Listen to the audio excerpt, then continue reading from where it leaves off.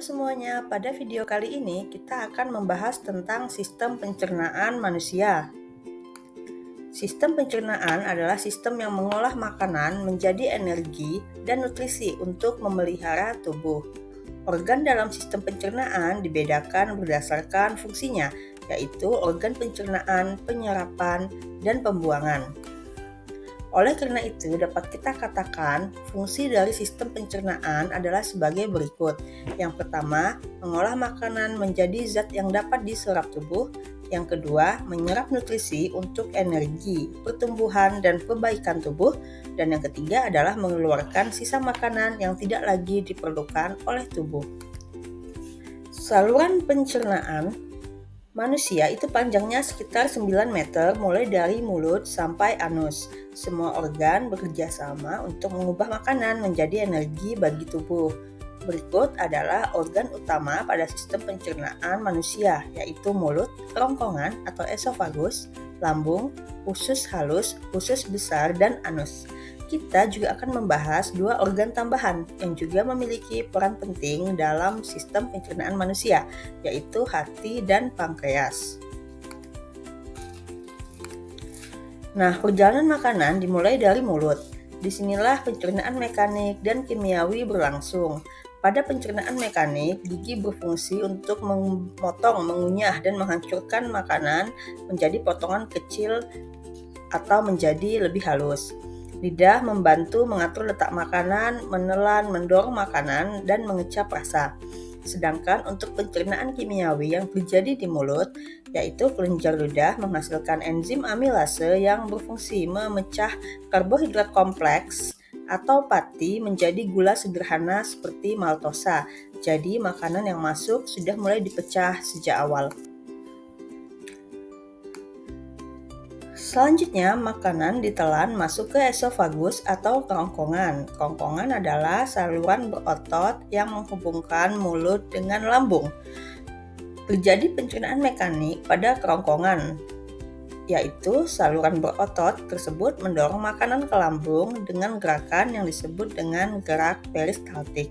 Selain itu, terdapat katup bernama epiglotis yang mencegah makanan masuk ke saluran pernafasan. Jadi, makanan langsung masuk ke jalur yang benar.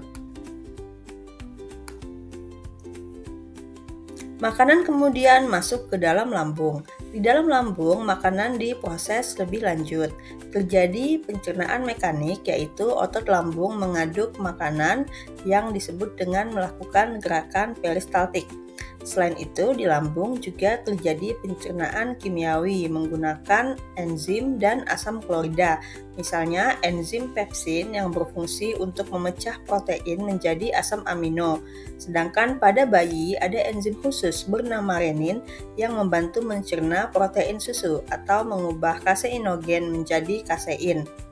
Asam klorida atau HCl berfungsi membunuh kuman yang masuk bersama makanan. Hasil dari pencernaan di lambung berbentuk bubur kental yang disebut dengan kim. Setelah dari lambung, makanan masuk ke usus halus, organ terpanjang dalam sistem pencernaan. Panjangnya sekitar 6 meter. Disinilah pencernaan kimiawi berlangsung lebih lama.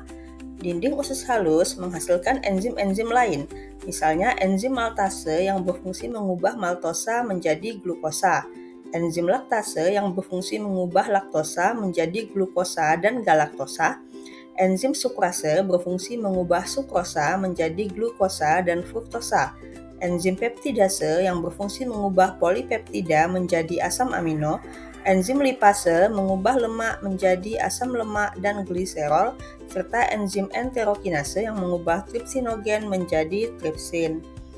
Setelah nutrisi yang dihasilkan diserap oleh jonjot usus atau villi, kemudian akan dialirkan oleh darah ke seluruh tubuh.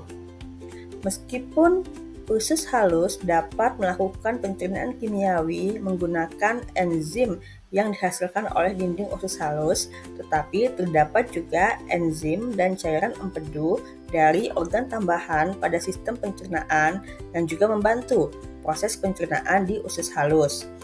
Yang pertama adalah pankreas. Pankreas menghasilkan enzim-enzim pencernaan.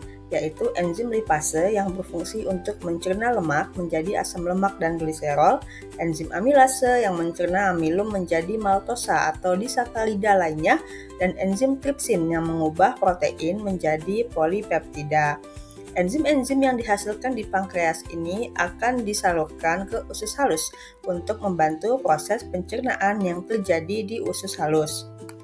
Selain itu, hati juga menghasilkan cairan empedu yang mengemulsikan lemak. Dan cairan empedu yang mengemulsikan lemak ini akan digunakan pada proses pencernaan yang juga terjadi di usus halus. Setelah selesai proses pencernaan kimiawi yang terjadi di usus halus, maka terjadi proses penyerapan sari-sari makanan atau molekul nutrien melalui villi atau jonjot-jonjot pada dinding usus halus sebagaimana tampak pada gambar. Kemudian molekul nutrien akan diserap dan dibawa oleh pembuluh darah menuju ke seluruh tubuh. Usus halus sendiri terbagi menjadi 3 bagian, yaitu usus 12 jari atau duodenum, usus tengah atau jejunum, dan usus penyerapan atau ileum.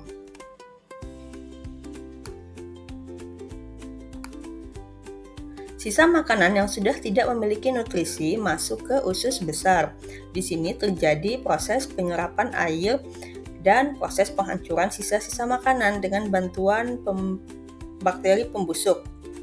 Kemudian terdapat juga bakteri baik yang membantu menghasilkan vitamin K. Lalu sisa makanan berubah menjadi feses, disimpan sementara di rektum. Kemudian sisa makanan dan kotoran atau feses tersebut akan dikeluarkan dari dalam tubuh melalui anus. Berikut ini adalah beberapa contoh gangguan pada organ pencernaan, antara lain gastritis atau radang lambung yang biasanya disebabkan oleh pola makan tidak teratur atau infeksi bakteri Helicobacter pylori.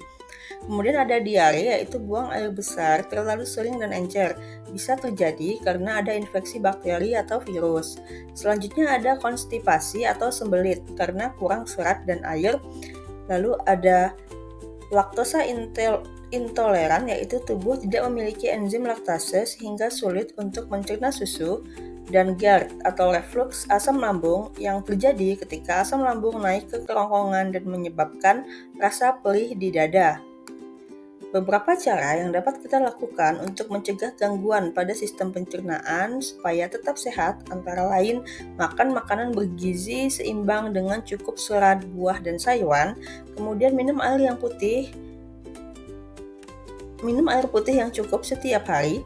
Selanjutnya, hindari kebiasaan makan terlalu pedas, asam, atau berlemak berlebihan, dan jangan makan terlalu cepat atau kunyahlah makanan sehingga halus. Kita juga harus menjaga kebersihan makanan untuk mencegah infeksi bakteri dan virus, melakukan olahraga teratur agar gerakan peristaltik usus tetap lancar, dan mengelola stres karena stres juga bisa memicu masalah lambung.